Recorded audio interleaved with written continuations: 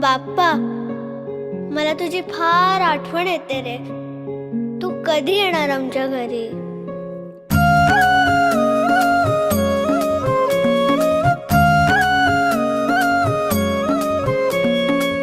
देवा तुझ्याच साठी उघडून दार, वाट पाहून झाली पार. चिंता हरून देवा थकला असणार, दे माझ्या खांद्यावर भार.